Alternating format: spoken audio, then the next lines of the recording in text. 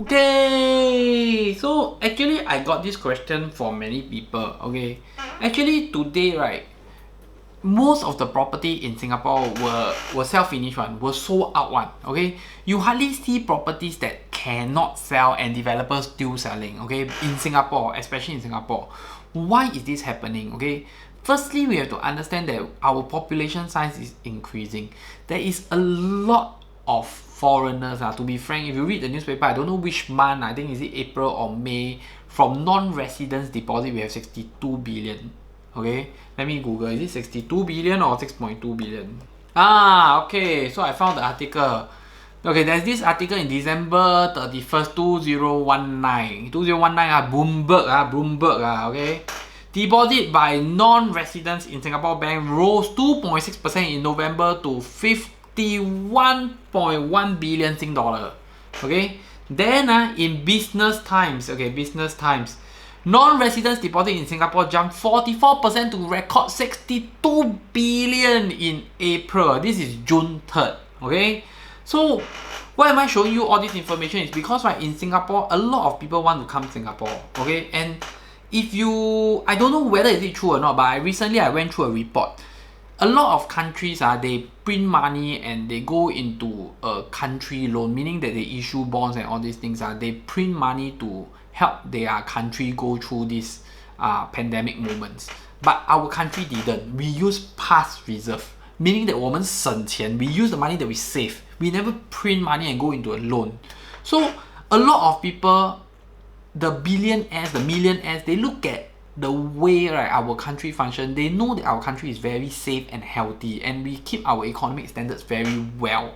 So a lot of people are moving to Singapore. And to be frank, with so many problems in the world and all the riots and protests, many people prefer to have their family kept in, live in a island.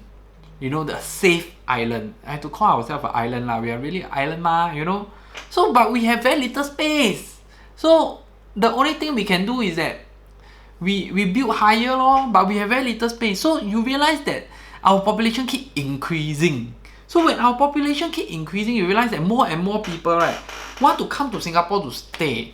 So because of that, everything also people buy one. And to be frank, for a millionaire to buy a property and don't make money, they don't care. And for them to come here to be a PR status or foreigner status, they pay ABSD, they don't care. They just want to have a safe place for their family, you know. And a lot of, also you can see a lot of Malaysian PRs are turning Singaporeans, you know. So our population size keep increasing, okay. And people just need a place to stay. It's a need, not a want, because they just want to buy one. Okay, you realize that the numbers increase. The people come and buy to stay. They don't buy a few one. Okay, so you need population to increase for demands to increase. Okay, so that even when supply increase, demand is increasing. Actually, everything is quite levered. And today, you realize that because Singaporeans, they are using CPF to pay. Actually, this is the main point I want to talk about. Singaporeans is using CPF to pay. So a lot of Singaporeans, they don't care what they buy if they are buying for a house for own stay. They frankly don't care. I meet a lot of Singaporean friends, buyers. They don't care because they are buying using their CPF. To them, 亏钱不亏钱, those money, earn money, they don't really bother so much lah. It's not that painful compared to using cash. So I feel that this may be one of the problem why people don't really focus so much on whether this property is it the right property to buy or not.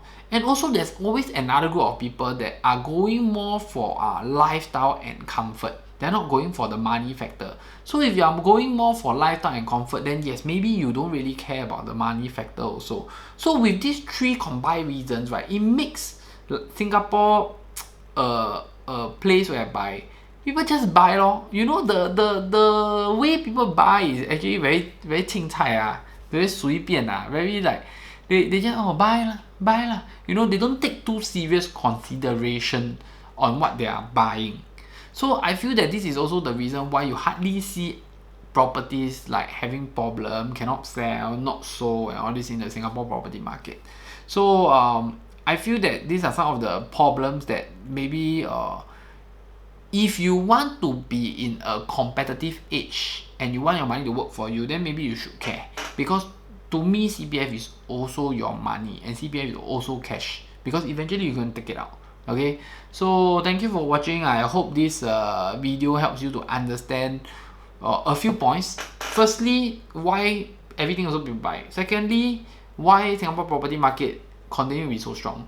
Okay, and these 2 points are very good points already. Why all these reasons actually all these reasons will help you understand why you realize that Singapore is not that kind of, the price will go down then fly and go down. You don't have this kind of movements. You have very stable movement because things are being managed properly. Okay, so I need to talk on the call already. Got a customer calling me. So thank you for watching. I see you in my next episode. Bye bye.